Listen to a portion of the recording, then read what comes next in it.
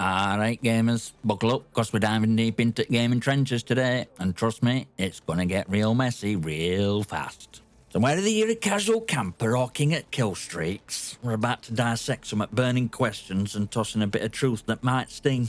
Think you're ready? Yeah, I doubt it, but you're here now, so there's no backing out. But before we get started, don't forget to like, subscribe and all that bollocks. Helps the channel grow and gives me an excuse to keep roasting you lot on a regular basis. Let's get to it.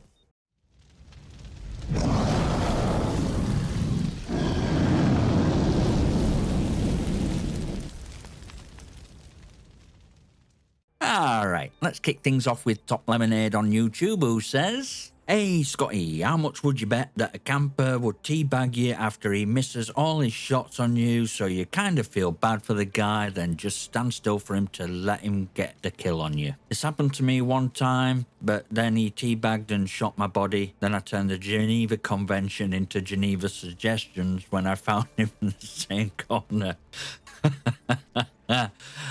Ah, Top Lemonade, you legend. You've just described universal law of gaming. When in doubt, teabag. You bet on a camper missing shots and then teabagging you like some grand achievement? Mate, that's just tradition at this point. It's a rite of passage for these poor souls stuck in corners, waiting for sweet embrace at lucky kill. It's thing though. I've been where you've been. See someone totally lost in the sniper scope that it feels more like charity to just stand still and let them take kill. You're not losing, you're practically donating. And get that little rush, teabag comes out, and suddenly they're feeling like king at map. I mean, I half expect them to start victory parade after that. But let's think about it for a second. On other end of that connection could be anyone. Some kid whose parents handed them controller as a makeshift babysitter. Or maybe someone with accessibility needs, just trying to have a good time. Letting them have the moment. That's class. Just building memories for these players. And maybe, just maybe, they'll stick around because of moments like that. Sure, you could absolutely obliterate them next time around. Call it karmic balance. But for that one fleeting moment, they thought they were God. And who knows, maybe they'll stay in game long enough to get better. All because of your little act of mercy. Or maybe they'll keep camping thinking they're untouchable. Either way, you've had your fun. So yeah, Top Lemonade, I feel you. Sometimes letting them have that little taste of victory just makes it all sweeter when you take them down later. And Geneva Suggestions? That's the way to play. So next up, we have UAP Mothership on YouTube, who says, "Hey Scotty, what's your view on cheaters and cheating streamers playing XDefiant? My opinion is that they're wrecking XDefiant due to the game being in its early life cycle. These cheating streamers are actually doing the game a disservice because the game needs work, and these cheating streamers with their aimbot or Cronus gives the perception that the game and aiming is perfect. But in reality, people who play the game suffer from their aim being thrown off the target when in a gunfight, and aim assist isn't as strong as the aimbot streamers seem to have. And do you think the devs are doing anything to combat this problem? I just don't want this game to turn into the cesspit COD has turned into." Oh boy, UAP Mothership, you've cracked open Pandora's box on this one. Cheaters and streaming. In XDefiant, no less. Mate, this is like asking how I feel about stepping into dog shit while wearing new trainers. Absolute scum. Let's be clear from get-go. Cheating, especially in multiplayer games, is lowest at low. If you're cheating to win, you're gaming equivalent to that bloke who cuts queue at a bar and then orders a random mojitos. Annoying, pointless, and deserves to be kicked. And yeah, these cheating streamers aren't just wrecking XDefiant, they're giving a warped perception of what games should be. You got these aimbotting Cronus using wannabe pros making it look like aiming is perfect, when in reality, people playing fair are left wondering why the crosshairs suddenly feel like they've been slapped with a buttered slice of toast mid-gunfight. It's a joke. They're showing off like it's pure skill, but in reality they've got more crutches than hospital ward. And worst part, it's giving wrong impression about game. XDefiant's still an early life cycle and these clowns are skewing whole experience. You got new players thinking, why can't I aim like that? Simple mate, because you're playing fair. And they're cheating bastards. Now aren't devs doing out about it? Of course they are. Let's be honest. It's like trying to play whack-a-mole every time you knock one down, another one pops up. Ban their IP, they get a VPN. Ban their hardware, they buy a new rig. Ban their account, new account in 5 minutes. It's an endless cycle unless industry starts treating cheating like a crime. But we know that's not happening anytime soon. Too much competition, too much money at stake. Here's kicker though. Cheaters thrive because community lets them. We give these streamers attention, clicks, and subscription. If gamers stopped giving a damn about these cheat gods and focused on real skill, we'd be starving cheaters out of their oxygen. We'd see less of them. Devs can only do so much, mate. It's up to us, players, to stop putting these idiots on a pedestal and start playing with integrity. Bottom line, if you're cheating, you're scum at bottom McGaming barrel. And only way to beat them, make them irrelevant.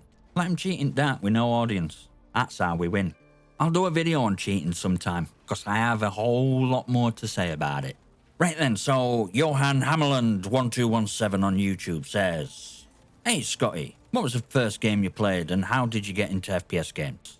Ah, Johan, mate, you just sent me down memory lane, and trust me, it's a bloody long road. First game I ever played?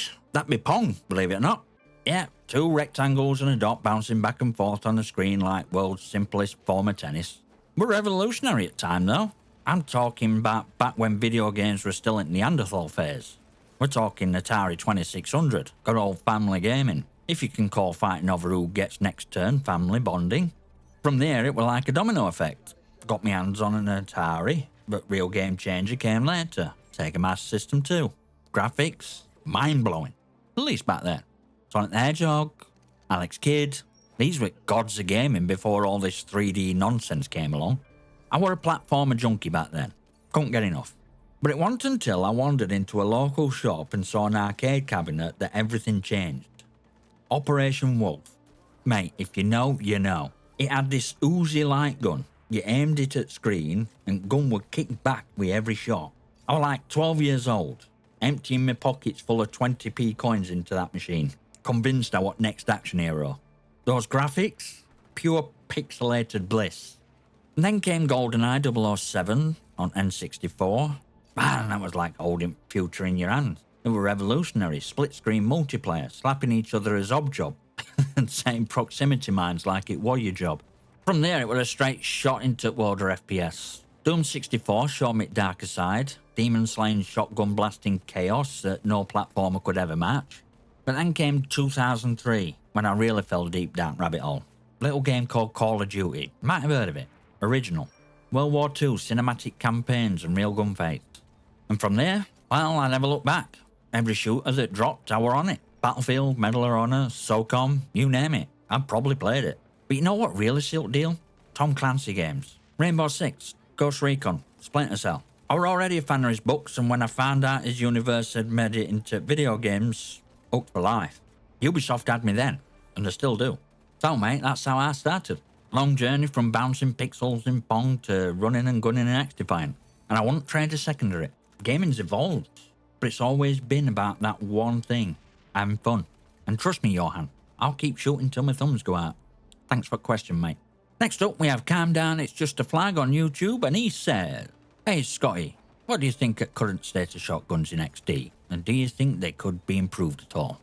Ah, shotguns in X-Defiant. Love them or hate them, right? Nah, mate, I'm not going to sugarcoat it. Shotguns have always been Marmite at FPL's world. You either swear by them like they're an extension of your bloody arm, or you treat them like that dodgy cousin you avoid at family reunions. Personally, I'm in latter camp. Shotguns, I've never been a fan. And I'll tell you why. The ultimate crutch for sweaty corner campers. I'm not saying shotguns don't have the place, they do. If you're clearing rooms in close quarters, fine. That's where shotguns shine. But in X-Defiant, when you got these sweaty bunnies bouncing around like they've just chugged 3 cans of Red Bull, popping off 1 hot kills with a shotgun, yeah, nah, I'm not about that life. And you know what type I'm talking about. Corner camping, waiting like some predator in tall grass, waiting for you to take corners so they can blow your head off, and boom, instant teabag, and they're off to the next spot.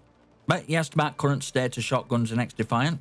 Look, I don't think they're overpowered in grand scheme of things. Yeah, they're deadly in close range, but that's the job, innit? Real problem is when you get maps that play too much to the strengths. Tight corridors, small rooms, no escape. If you're in a more open map, shotguns are about as useful as a chocolate teapot. You try taking on someone with an SMG or AR at medium range with a shotgun, you're just asking to get deleted. Now, can they be improved? I'd say balance is key. Maybe tweak range a bit so they're not dropping you from what feels like 20 feet away. If you're going to one-shot someone, you should have to work for it. Get up close and personal. Maybe even add a bit of penalty for those jump-shotting maniacs. Some more recoil spreads, or a slight delay between shots to make it less easy mode. But hey, that's just me spitballing. At the end of the day, it's all about how you use them. Shotguns aren't going anywhere, and you'll always have that guy who swears by them like it's his religion. So whether you're a bloke who's addicted to shotguns or one cursing every time you see kill cams, they're part of the game. But if you ask me, I'd rather take a bullet at range than get jump scared by a camper with a 12 gauge in corner. It's a personal preference, but I'll let you lot argue it out in comments. What do you think? Shotguns, necessary evil or just a cheap thrill? So, next question from DroneNet on X, who says, "Hey Scotty, when are stats getting updated? It's not a game changer, but I play to improve myself at the game, while still playing for the goal of each match." Alright, stats. Thing that keeps some of you awake at night, right? Watching that kill-death ratio like it's stock market. Well, DroneNet mate, I hate to break it to you, but waiting for stat updates and X-Defiance is a bit like waiting for microwave meal to cool down. Takes forever, and by the time it's ready, you're already over it. Now don't get me wrong, tracking your stats is important, especially if you're one of those players who genuinely wants to improve and don't just play for lols. You want to know if you're getting better or if you're just spinning your wheels like a hamster on too much coffee. But here's the thing, X-Defiant's still in its early days, and while we'd all love to see those sweet stat updates rolling in, devs have got bigger fish to fry. You know, things like fixing bugs, balancing weapons, making sure servers don't crash every other game. Minor stuff like that. Let's be honest, if you're playing for objective like I do, because let's face it, KD is for insecure, stats aren't be all and end all. Sure, it's nice to see them, especially if you're trying to flex in front of your mates. But X-Defiant's focus right now is clearly on gameplay, and I'm all for it. Prioritise gameplay, then polish rest, right? Stats can wait. But I get it, you want to see numbers. How many times you've carried your team, how many times you've choked on the last point, or just how bad your aim really is after all those warm-up games. For now, you got third-party apps like Tracker Network or xdi.gg on Otherwolf, but I wouldn't trust those things to be 100% accurate. Hell, I used Tracker for Rainbow Six, and it told me I was still bronze, which, let's be clear, were an insult. I'm better than bronze, on a good day. So when our in-game stats getting updated, I can't give you a date, mate. But my guess is patience is your best friend here. And hey, until then, maybe focus less on KD and more on wins. End of the day, those are only numbers that truly matter. In the meantime, keep pushing objective, keep racking up those team points, and just keep improving. Trust me, when stats finally drop, you'll already know you're better than numbers suggest. Now what do you lot think? Do you really need stats, or are we better off without them? Drop your thoughts below, and I'll be sure to read them. If I'm not too busy getting me objective points. Hey, finally, I saw this article by Mark Straw Insider Gaming the other day. Steam now shows that you don't actually own game you're buying. The good old digital age. Where you think you're buying something, but surprise, you're actually just renting it forever. Yeah, you heard that right. Steam's finally come clean about what many of us have known for years. That game you bought for 60 quid, you don't really own it. You just have a license to play it for as long as Gabe Newell and his merry band of PC overlords say you can. Welcome to future, where you don't actually own out. Basically Netflix model, except with game. So what does this mean? Well, it's like this. You drop your hard-earned cash on a game, play it, love it, maybe even think you're adding to your collection, but in reality, Valve's holding on to key, and they can take that key away anytime they damn well please. California law they're referring to in the article is basically making sure people are aware that they're only buying rates to access digital content. Thanks, California, for warning. Don't like being told you're living in a digital house of cards.